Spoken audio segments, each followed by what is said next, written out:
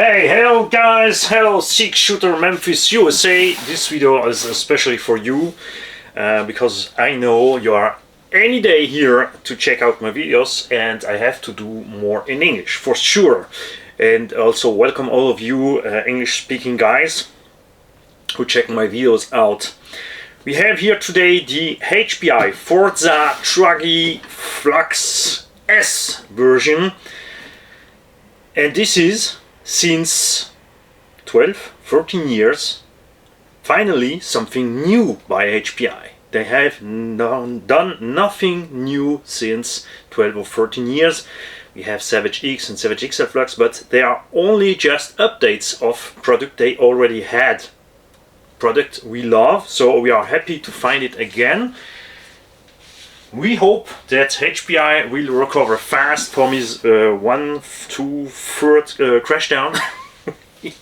Shit happens, that's so, and that we will get more updates at this truck, as a few little points to do something better. We already talked about it in the Savage XL Flux V2 video. So Vorza S Flux is something new, but not also new at all, because we had back in the time Trophy, Buggy and Truggy. Like any car at that point was nitro pushed in brushless, we had issue with transmission. All brand had this issue because we had too much power in brushless. The difference between the brushless and the nitro is that the nitro you have the clutch and the end power is just only at end RPMs, not especially at all the end from the RPMs, but something in the middle or in the upper half. And brushless has instant power and is totally relied to the domain drivetrain. And HPI at that point not go too far. At Truggy and Buggy they only put a forest system in there. Was a good choice. I loved back in the time the front bumper we had on Truggys like that, like the Honor series. It's clear for track you don't want to have such a big bumper because you need more angle if you land that way, continue a straight way. But for us hobby drivers it's cool. I love bright bumper because they protect also my shocks here.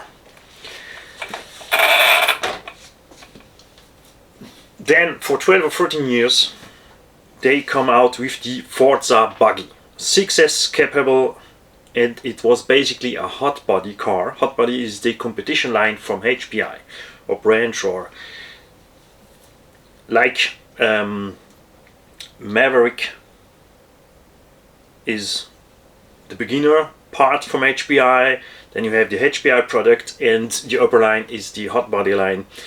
So they use the, if I remember right, the hot body 870 or 19 to do that Vorza Flux Buggy. Special on that car was motor mount and low designed shock stays and 4 short shocks. For an off-road, pretty strange, but it was working enough. You clearly not have the ground clearance from a big off-roader, standard Truggy or Muggy, but it's way enough for going on track. So they decide to take this buggy and stretch it to a Truggy. For doing that they just use the Apache chassis. They also already have back in the time. I hope they will come soon out with a new Apache C1 and S3, especially the C1, and hope that we can get this Apache C1 in S series also, because we already have the nice chassis. And for suspension arms, so they just takes the arms and the longer for sure links from hot bodies. I think it's the 890 hot body, so that's cool because by hot bodies you can get soft and hard A-arms. This one seems to be the soft one. I had the Truggy 890T with the hard arms, and we feel here we have way more flex, so this is why I believe these are the soft ones, and that's also a good choice for a fun car. If you're not going on track, you don't need that hard stuff. The hard stuff is also faster, shake it out at mounting points. I believe that's the soft one gonna last longer. Oh, I just forget to pop on my sway bar again. We're gonna talk about after that why it's popped out. So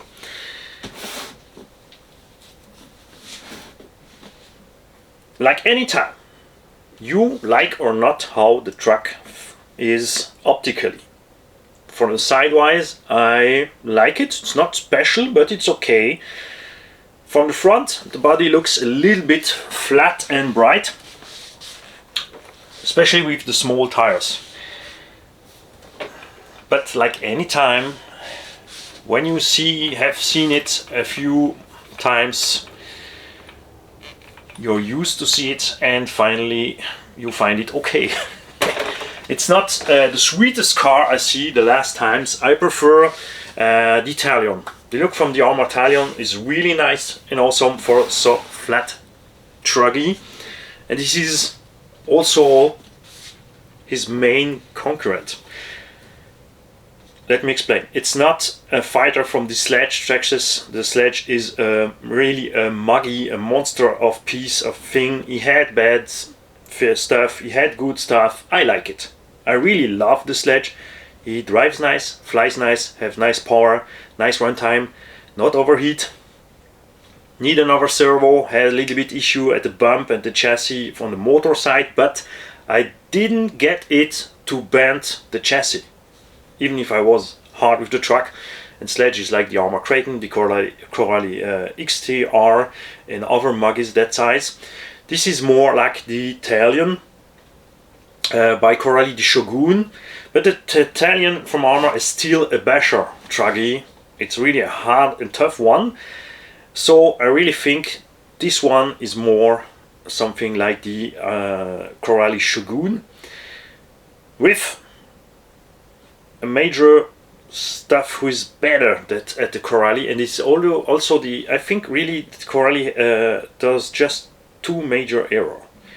First of all, the plastics are too weak now at the point we speak together. It's still not okay with the plastics. The driveline is okay. They have super good electronics in the car. From all that RTR basher stuff, I really think now that Coralie has the best electronic on board. The best servo, best ESC, best motor, the real Hobbywing stuff. It can run really hot. I pushed this motor to 110 degrees Celsius. It's still working. That's something you cannot do with the Spectrum motor. About 90-100 degrees you feel a leak of power, and if you go up to 100 it dies. ESC is okay. Servo sometimes dies, anytime still, so I'm really more happy with the Coralie electronics. Don't speak about the Traxxas electronics. There, you know, it's Russian roulette. The VXL ESC gonna work, not gonna work, gonna work, not gonna work. And a servo all time slow, all time too weak. So let's see what HPI brings up. Here we have Hobbywing electronic, 2200 kV, the Quick Run ESC, which is my favorite sport car ESC, because it's just a tank in the ESC line. You have not many adjustments, but we not need too much. We need, for tools who are gonna track, it's clear they have to shut down their backwards. We don't need it, we are okay with front, brake and backwards. So this two function is okay. Cutoff setup is to 3.2. I tell you guys, go to 3.4. Be safe with your LiPo, especially in the summer. You can change backwards. I think really that 50% backwards is okay, don't need any change more. You can change the punch. This is cool on the road. Most of the time I go to punch 1, so I not have too much power coming out from the curve. At my off-roads I drive 3 to 5. And sometimes when I go on a ramp to make some freestyle stuff, I go to highest, to 9, to have enough reaction in the air to flip back and do all that crazy stuff. Remember, the much you put punch on your car, too much you take power from the LiPo on heating throttle, because the ESC demands the maximum power just instant to the battery. When you push the punch control to 1, even if you hit hard the throttle, the ESC give a slow up powering. This is an important point. They choose a 9 kilo servo. That's a weird thing. Yeah, no, you are wondering why has that guy such a high sitting Vorza Truggy? Because all others who put it out from the box are nearly there without the battery, and with the battery they are on the ground. This is a point we're gonna talk about later. So, strange 9 kilogram servo. We see in the Savage XL this servo sucks. Really, it's bad. It's a leak of power, a leak of speed with the heavy tires, and especially if you put thicker oil in the differential. Don't miss that point. Harder the front diff is, as stronger the servo has to be, because when you heat the throttle or the brake, when you are turning, if you have hard oil in the front diff, the direction goes straight. And the servo has to fight against that. If you have a hard oil, you tighten up your servo saver, and if the servo is too weak, you're gonna destroy it. If you leave the servo saver really soft, you're gonna have a leak on steering. It's way better to have a little leak on steering instead of destroying your servo if you're driving like me for fun. It's clear if you're on a track and a run, you don't want to have a leak on steering, for sure. So, we have talked about the electronics. We have talked about history, why this car has a low shock stays and short temper. And HPI does that way before Arma comes with Italian. But it's still not a copy, it's just another way to make the car looking at, instead of having a high shock tower and the damper looking out here from the truck. That's something I like at this body. They have put it far away enough to go over the suspension, so it's optically, if you look at it, you feel the body is with the wing, like the old school Truggy here. This is my favorite Truggy of all time still now. I had many Truggies, not all, but the most of them, and this is still my favorite, the Hobauer Hyper ST Pro. It's also in kind of that size. It's just this one is the modern one. You have the brighter spur. The old Truggy was a little bit smaller, but and then you put offset wheels on it to have the right stand. This one also has a monstrous ground clearance. I have this ledge as a muggy, I have this one between of twos, and I take that because I miss really Truggy like stuff. This is why I have it here. I have tested all the competition stuff, hot body, T-Masso, low CX, X-ray, all that stuff, and I have anytime the same issue. For driving in 4S with a 68mm can motor and smooth little pin tires, it's okay. But if you go with 6S with a 74 or 82 motor and you put what we like, means tires with heavy knobs on the truck, like that ones, or the Proline Badlands, for sure the absolute reference in tire for Truggies for fat off-roading. That's something we like in the grass. So we have a lot of grip and we use heavy gripping tires. And if you do that in 6S with a real motor for Truggies, and anytime you have issue with the major time the rear differentials.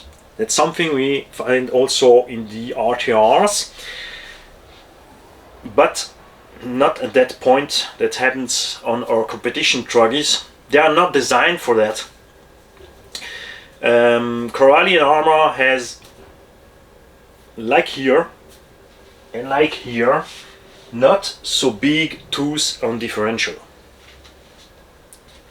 That's something I miss in this car. In a Truggy it's not a problem. If you go for muggies, that means the Kronos or the Kraton, you have this also. You can have that issue. It's clear if you drive wild, drive failure cause that. I don't tell you this happens if you drive normally. But that's why I like this sledge with the big tooth, the Team Magic says. It's not a Truggy, it's the Truggy size. I think Team Magic should come out with a Truggy. I know they have the E6 monster truck, but I think really they should use the SAS platform doing longer arms and give us a Truggy, because Team Magic has something nice. They use the monster differentials tooth size in the buggy and in the desert buggy, and I love big tooths in the differential. We're bigger and the tooths are less more they can over jump, and here you have tiny little tooths and you have even a lot of shine. So we are back here to the horror movie The Shining. Like at Armors, we have 3 shimes at one side differential and 2 shimes under the main entrance gear. That means 5 shimes. And this is for me really too much. I don't trust that, but I'm gonna keep it with the small tires with not too much grip. We're gonna drive for 4S, we're gonna drive then 6S. It's hot body stuff, so we know we're gonna hold up, but I gonna go harder and harder slowly, because I don't want to have issue with this transmission because of that. We have spiral cutted gears, that's also nice. We have 7075 T6 aluminum chassis plates, front and rear shock towers, and the alloy shocks. The not S version have plastic shocks. The standard chassis and standard shock tower will be enough for the most of drivers. Yeah, don't fear, I have not sold this time my EC5. This one comes stocks with DIN connectors. I really don't like DIN connectors on off-road, especially not in 6S. Flat connectors anytime can have issue with false contact. That means a spark. A spark means temperature rise and ESC on, off, on, off, on, off. And in the end effect, if you drive a lot and hard, you will have some issue with your ESC.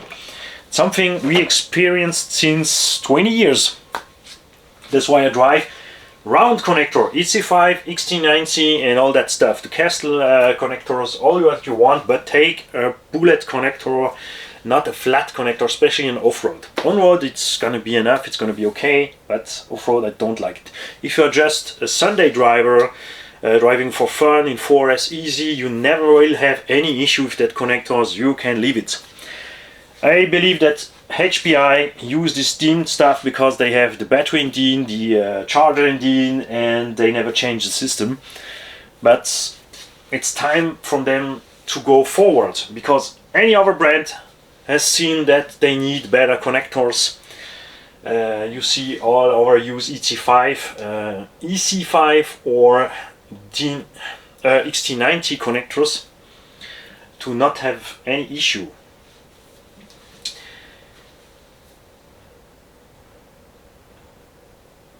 The body is for sure Lexan. The S version only comes in green. I prefer the orange one, especially, but I wanted the S version, so I had to take green. And finally, out from the box, this green is really aggressive. It's really nice. It's not too pale. It's not too light green. I really like it.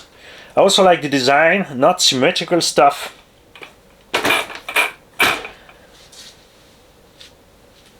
For sure, it's standard size Truggy. That means you can put a lot of body on this car. You can put any reinforced body on, any Pro Lines, G Concept, all you want. You even can take stuff from other brands, like that one. This is a T-Magic E6 body. For sure, with that tires, it's a little bit too bright and too big, but if I'm gonna put the HPI Savage tires on it with the offset, I think we're gonna get here a nice look on the bright stuff. Give him a little bit more presence, I think. I like that one on Truggy because 250 grams, 300 grams. That means this is not heavy, this is lightweight, we have offset, we have not too aggressive treads. I think the car can easily handle it. Just not forget, anytime you go for bigger wheels, brighter wheels, more grip or heavier tires, go down with your motor pinion. It's really important to not overheat and not overstress the transmission. You know, I'm not a freak from stuff going faster than fast. I don't need that truck to go over 100. I like in off-road, even in 6S, 75 to 80 kilometers an hour, it's way enough. It's funny sometimes to have 90, 100 kilometers an hour, take the ramp with high speed and all that stuff. But if you want to drive long and you want your stuff to hold and live long and nice life and not take all the most of the time in your workshop and repair your car, drive it just gently. It's waterproof. That not mean you have to drive in water. Avoid water, because the less you drive in water, the less you have to do in maintenance after that. If you love to do maintenance, clearly not an issue. So, like many Truggy, you can change the angle from the rear wings. Many newest stuff has one piece wing holder, and you have to change the wing holder like on hot bodies and other stuff to have over angles. Here they go a little bit back. They do something you can rise or go down with. I like it. You can even put it a little bit more far in the rear, depending what you want. The truck comes with plastic arm holder. The alloy parts comes beside of that. Maybe they get an issue with, they don't forget it. I really think they get an issue with the alloy parts because there was a leak at the time in China for 7075 T6 aluminum and also overgrades. So I think they just assembled the truck with the plastic parts to get it done, and then when the alloy parts came, they put it in the box. Many people not gonna like that because they buy the S version and they have to unscrew the truck first to put this alloy part in place. But what I think is you should drive until they break, and maybe if it break, only gonna change it. I put it on because I do my own setup and differential oil. HPI says 5000, 10,000, 5000 CST. It's typical Truggy for track. I'm not driving track and I'm not driving in sand. If you are on a sleepy surface, soft oil is okay, but I drive in grass. I would say I like to drive with heavy knobs, so I have a lot of grip, and with a lot of grip, so thin oil is not the right stuff because you're gonna spin too much from the front wheels, especially if you hit the throttle going out from a turn. You have one wheel in the air and you're gonna lose all the power to that wheel, and I don't like that. So I let the center diff oil, because even if they claim it's 10,000 CST, I really think it's heavier. Or did I not see the right stuff? And this is not CST but just 10,000 weight. Let me look again. What's here?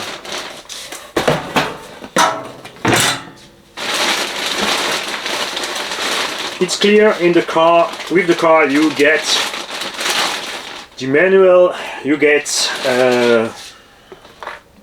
wheel hex stuff, you get some shock pistons and some publicity clearly for some optional parts, because they also do the 7075 hubs and knuckles front and rear. I have to check out if it's the same as the 870 or 890 hot body version, because if it's the case you also can take the hot body stuff. Manual has a lot in there about radio system, how to work, how to load the battery. That's nice, but I miss a detailed plan from the car. You have the shock maintenance, the differential maintenance, so it just say 10,000, but we don't know if it's CST or not, because it's really thick.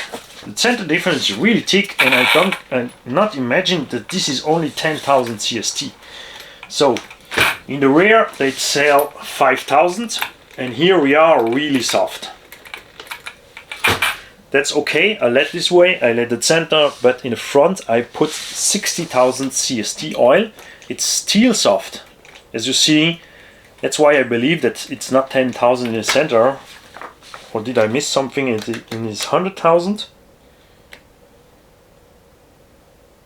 Yeah, dumbass. It's 100,000. Sorry. So that's why.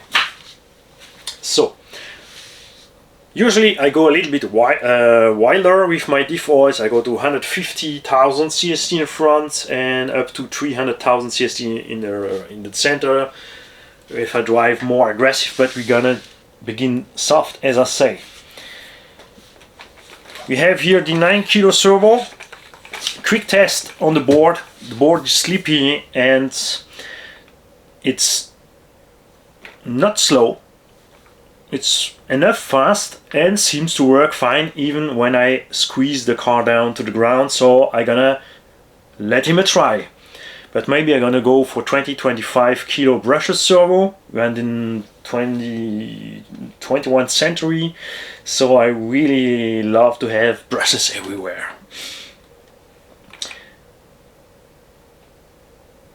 The motor is in his mount here, nicely locked in there, like at the Vorza Flux. What we have back in the time as issue sometimes is that the motor can move forward or backwards if it's not tight enough.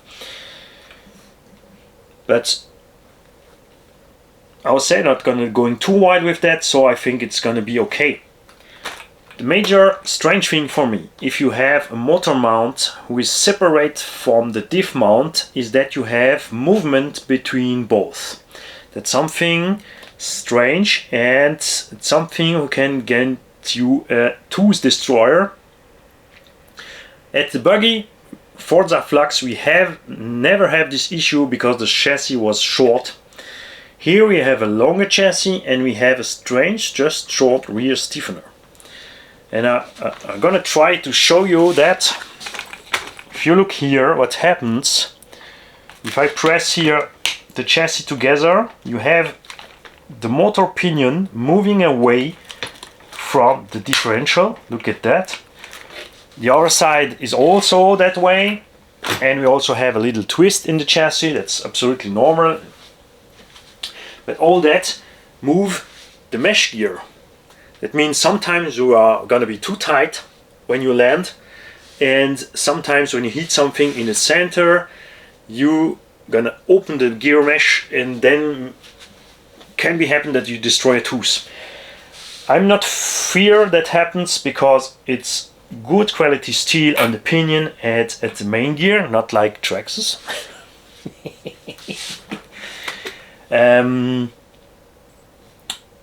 It's not all too flex, and the car is lightweight. With all that alloy, and this is really good alloy, there's also a sign that you have good quality at material. This car weighs with an 4S bashing battery 4.5 kilograms. That's the same weight that this baby here has, also the same electronic in there. So that made me happy. There you see that Arma, Carrosserie and Traxxas use bad alloy and bad steel. Because of that they have to put more on there, and Italian is about 5.7 kilograms. It's more than a kilogram more. We don't talk about the Truggys because the Muggies has bigger and heavier tires. That's also why they go to 6.3, 6.5 kilograms. And that's a major difference with the Truggy. So 4.5 kilograms, that's really nice. With that power in there, that means in 4S it's gonna be enough to drive and have fun, and 6S it's gonna be really fast and powerful. I'm gonna look what happens here with the Flux. I gotta take a look also if they do something optional here. An easy way, something we do back in the time for 20 years already, is to make an upper plate here made from carbon or alloy, to just have a parallel board to the chassis to avoid that flex. But that's something only I'm gonna do if I see that my center dog bones or something gonna have two flex and gonna touch left or right, or if I have a strange noise coming out from the main gear after some jumps or off-road action.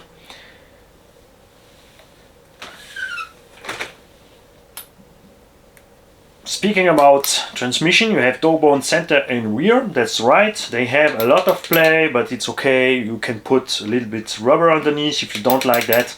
I let it this way. I never have issue and my cars with dog bones without putting anything on it. What they check out, and this is good, you will have no issue with.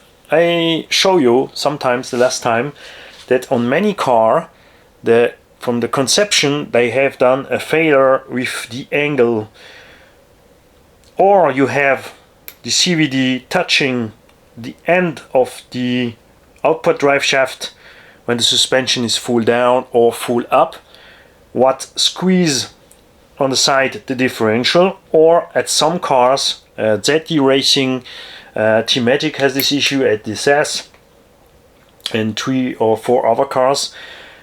You have even the ball from the dog bone when the suspension is in full compression, hitting the bottom from the drive cup and squeezing the differential. Low Z3 XL has also this issue. I still wait on low Z to do telescopical CVD for the low Z3 XL. Now we have it at the Arma V2 4S versions. Please do that CVD for the low Z3 XL. So this gonna destroy the differential, especially when you're landing that way with one wheel on something higher, because the chassis go more down and then both dog bones press in the differential, and then you have a nice little salad from your pinions. This truck has not this issue, but they care. If you have the normal version with plastic shocks and shock caps, you're gonna pop off because suspension is not low in the chassis. You have no bump stop. They even haven't put the grub screw in there, and this is a little failure. It's easy to fix, just put the best. I'm not a huge freak from grub screw because they mark really fast the chassis. I prefer to use a screw from the bottom, a round screw from the bottom, to have a nice lay down to the chassis, and so you can limit the arms in the down way, because when you overroll you push here the rear down, and that means here that you have stress at underneath from the shock and in the front from the shock. And if you have the plastic shock caps and the plastic shock from the normal version, then you will pop off your caps. So think on it, put your grub screw or screw underneath in the A-arm and make a nice setted bump stop. Out from the box. A strange thing at this Vorza Flux Truggy, and it's hard to imagine because HPI has done the videos. Have they get our springs on the video then finally comes out at production? Or haven't they really tried this? Because I know competition Truggy are drive it low to have like a GT on-road really nice grip and good reaction in turn, in fast turn, because your A-arms are negative. Looking down here, you have the center of gravity really down, the roll center is also really down, and you still have enough suspension travel when you bump up to get in off-road. But out from the box, the stock shock springs are so soft that the car is just without weight laying here, even if you put your pretension at the shock at the maximum. And if you put the battery in, I just use a 400 gram battery, not a 6S with 650 grams. My truck was already down at the ground in the front, and that means at each time you just brake a little bit, you're gonna rip the chassis off on the ground. That's something I not like, especially in RTR. Imagine you have ordered it, it's Saturday, you get your car, you want to go out, you have loaded your battery, and then you have so soft springs. If you are like me, for sure, here you are in a workshop, I have springs. I have 10 or 20 different springs here in my workshop. So I take just 4 Hobao springs, the orange one. They are a little bit too big for the stock shock retainer. It's a little bit bigger. The best for sure is to get the hot body optional springs. But for the moment I have this here, so I put 4 on it, and now I'm happy with the suspension reaction. For sure I have put harder springs, so I gonna need to do our shock pistons in there. We have stock the 1.3. I can put the 1.2 shock pistons, so the oil reaction will be harder with the harder springs, because that way I'm really soft here, you see. I'm swimming around, but this is how I like my off-roads. Really soft. It's not the best for jump, it's not the best for fast curve action, but it's the best in off-road. I will have maybe a little bit too much rebound, but I'm gonna see what happened with the battery in. So before I change anything at this setup, I'm gonna test it this way. Here we're gonna put two 3S battery in there, about 500 grams. And look, even with the harder springs, I'm still down to the ground. That's gonna be nice and a fast surface. For sure, if you want to jump and not hit your chassis on the ground, you need harder springs, harder oils, especially harder oil. Here we have 500 CST in the shocks. Maybe if you go to 700 or 800, you're gonna have a nice reaction. With the stock springs, it's not possible.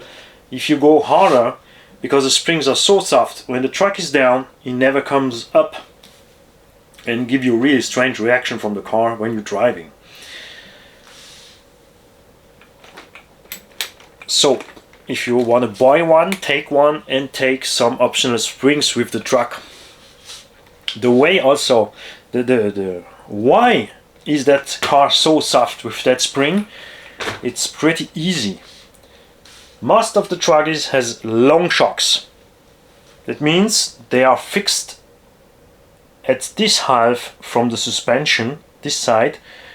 That means you have less leverage effect on the shock.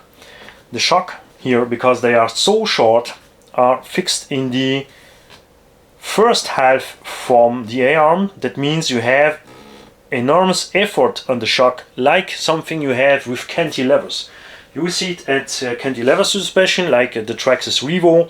You have short shocks, but the shocks are stiff like GT shocks because you have a lot of leverage effect on the shocks, and this is what you have here. This is something especially like at the trophy buggy and truggy, is that they used really long shocks and really laying down shocks at the trophy truggy. I love the look that gives to the truck. Springs really nice and smooth laying down. These are the front shock from the Truggy Trophy, and these are the rear ones. And you see here we have all four same size.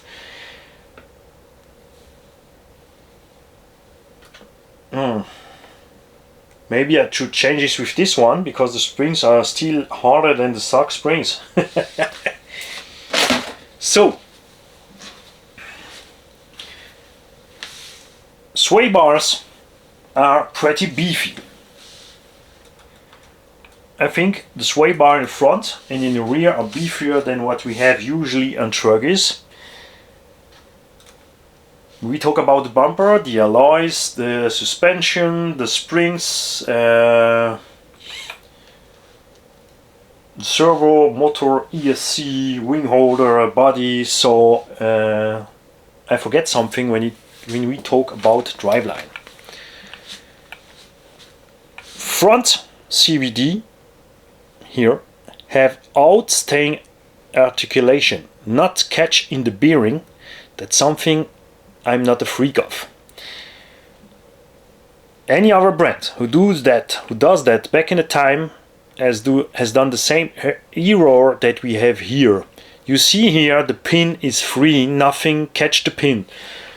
The pin is held in there with a little grub screw, but when it's gonna work, the pin gonna have some wear, you're gonna have some play, and there goes the pin. That's experience. That's an issue we have since 20 or 30 years, but they still continue to do it.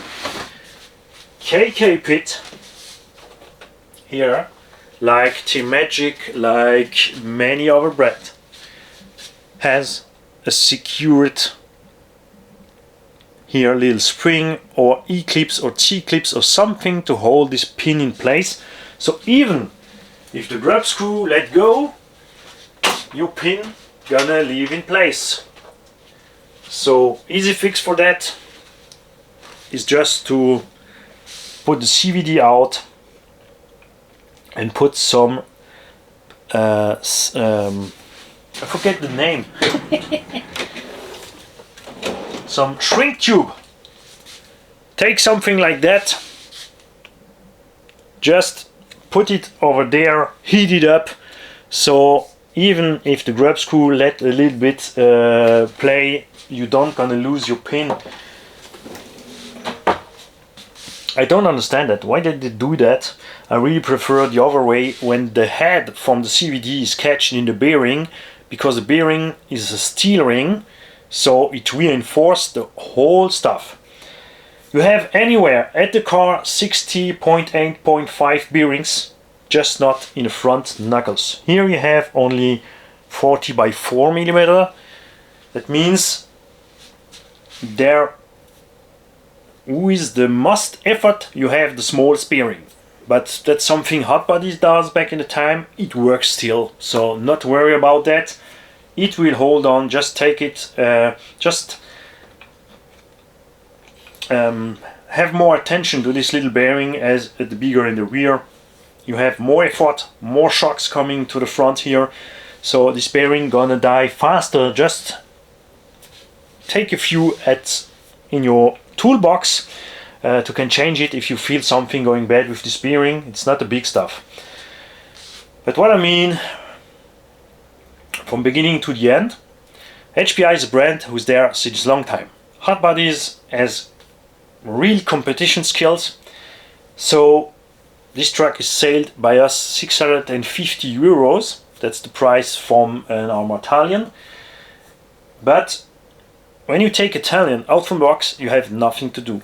Plug the battery in, go drive. Have fun, the truck is tough, it's well balanced. And here we have a major problem with the springs, which is not funny. How I say, if you don't have it at home, if you not have any shop around you, you are stuck home until you have the right springs. And if you go drive, you're gonna really fast have some bad scratches in the chassis. That's something most of us not like.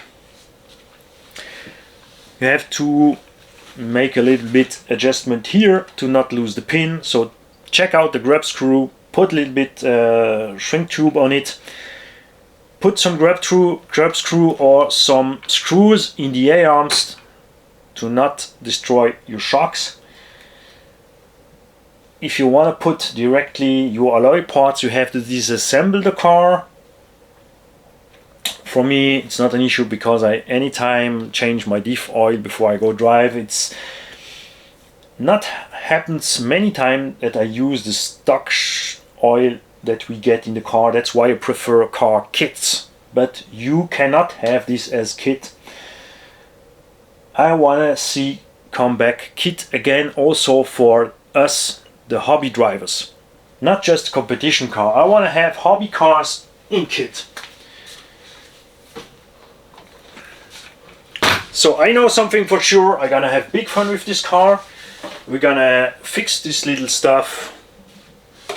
It's really fast. Oh, talking about fast, this car has absolutely no fast access to nothing.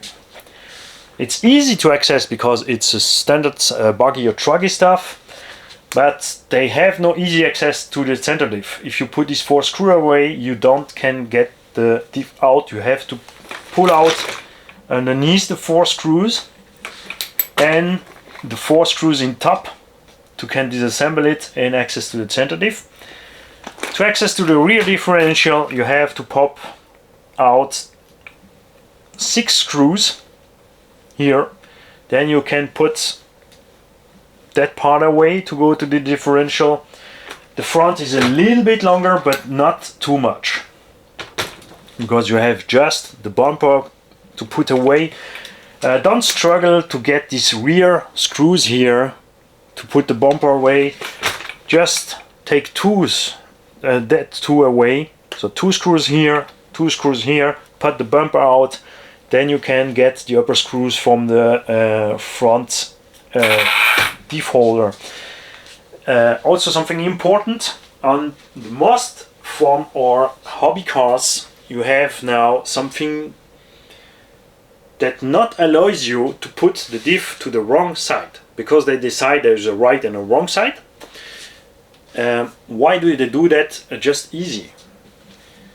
Because if you put one differential one side and the other side, you're gonna have the rear spinning forwards and the front spinning backwards.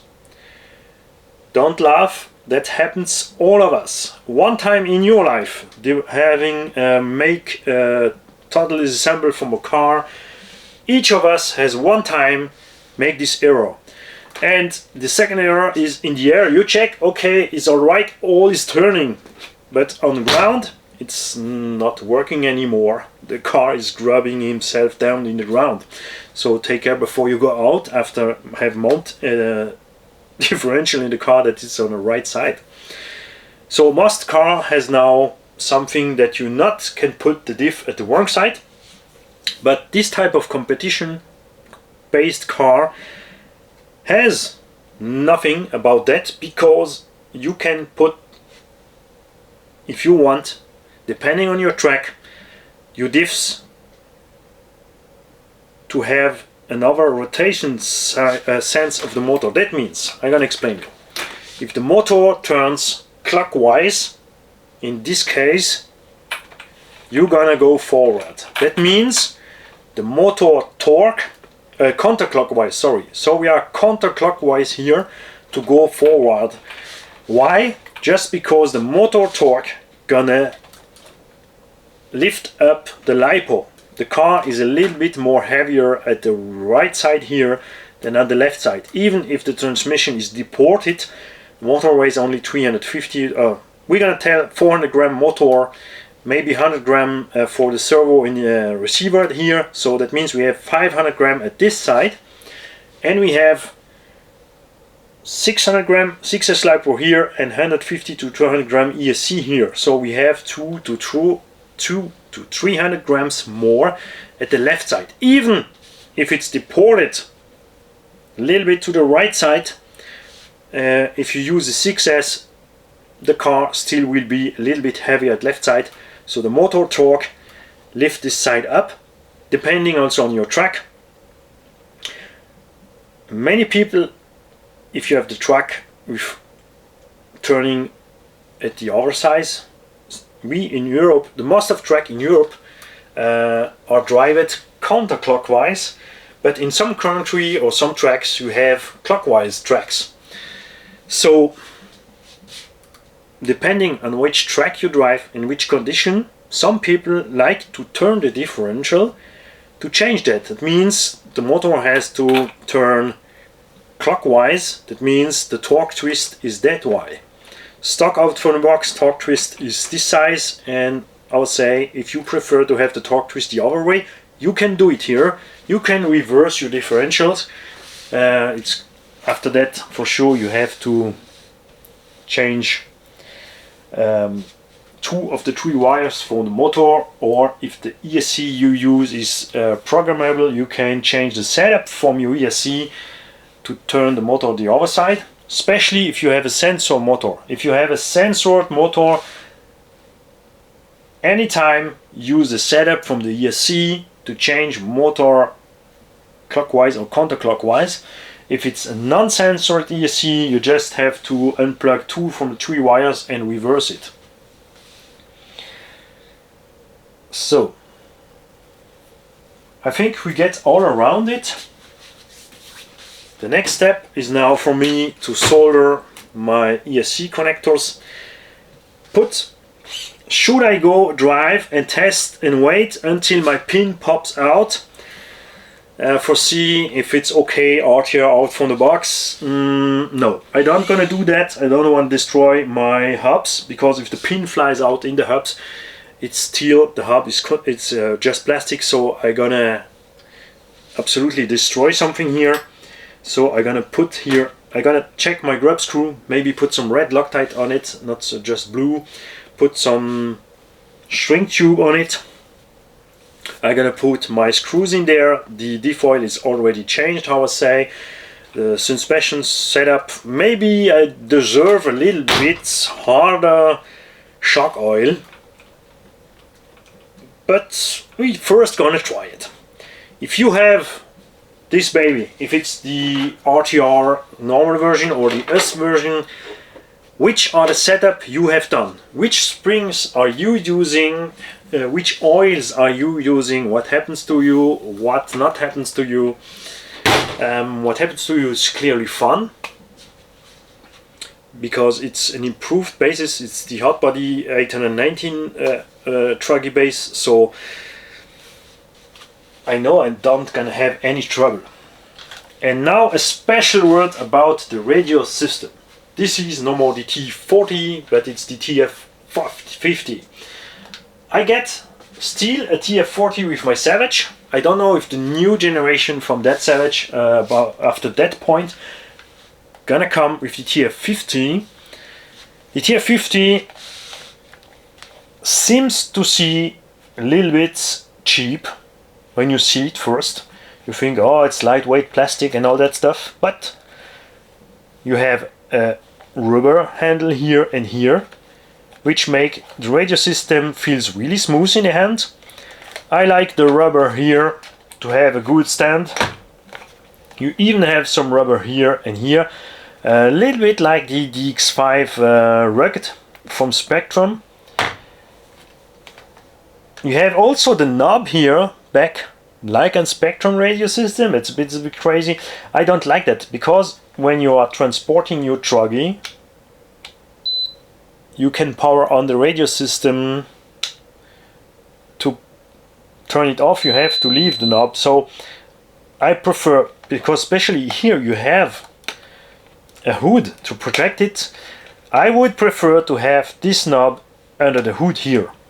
And then under the hood we discover something really nice. Yeah, I come to it, I know. Hey, the wheel is on the wrong side. We have dual weight from the steering, we have the trims, we have the reverse, even a third channel here if you need to add something like LED light with something to put it on or off on the radio system, or something you want, a horn or something. And something especially like at the Tier 40 is that we had there steering endpoint adjustment and also throttle and brake endpoint adjustment. That means if you can put the brake power to 100% here and just go down here depending on your ground your grip, and you also can easily slow down the truck, put the brake way lighter, and give the radio system to a beginner or a kid without have any fear you're gonna destroy the car because it's too brutal for him, because you just can turn off the power and the brakes. That's something I really like. And to do something a little bit better than all other brands, HPI decided to go something back in the time Arma has done. Remember, Arma Rider had a radio system with an articulate here steering wheel, so you can drive right-handed, left-handed, or even in the middle if you want. For me, have the steering wheel on the right side don't mean it's a right-handed radio system, because I'm a right-handed, but now I have the wheels on the left side. I still can drive normally. There's absolutely no issue for me to drive my radio system with the left hand, and this is what I'm gonna do with the truck. And I never understand left hand who complain about I have no special left hand radio system. If you continue that way, we gonna have to make special LCB GT Plus radio system. It's a joke. Calm down, it's a joke. Maybe if one brand will do a radio system with the wheel of the top, it's gonna be for all people in the world, because you can take the right hand and turn left right here. You can pull the left hand and you know what I mean. I understand that left-handed people want to have the wheel on the left side, but they have to understand that all of us right-handed people don't care about where is the wheel. We get it. This is turning, this is throttle. Okay, you even can put it to the other side.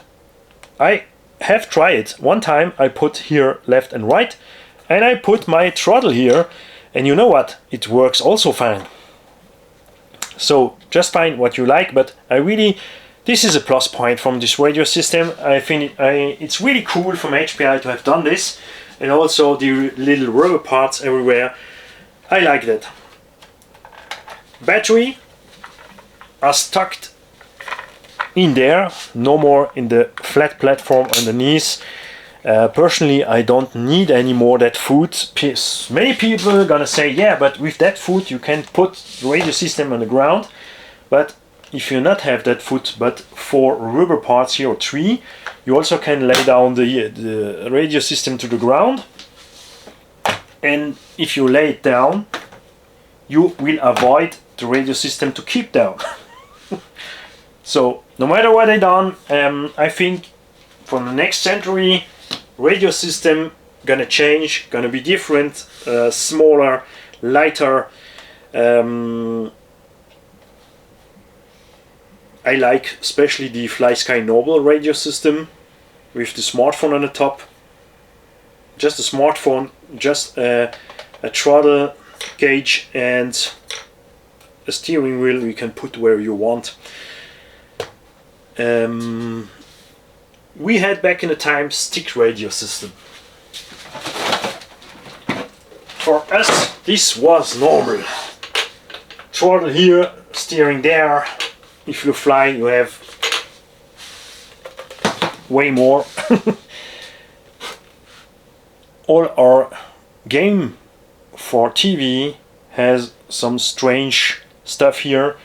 Then after that they come with that. Now we are used to use that, but why not next generation gonna have just some small tabs like a small smartphone with just some small digital pins on it, or something you can hold in one hand, throttle, brake here, steering there.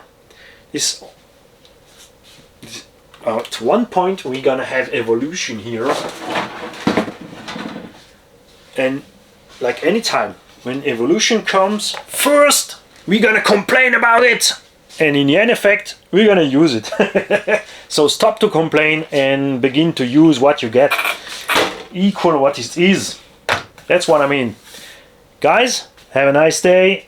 Stay tuned for the tests. I'm gonna try, I not promise, to make one drive test in French, one in German, and one battery only just English speaking, just for you, Six Shooter. Have a nice day and see you soon. Bye guys.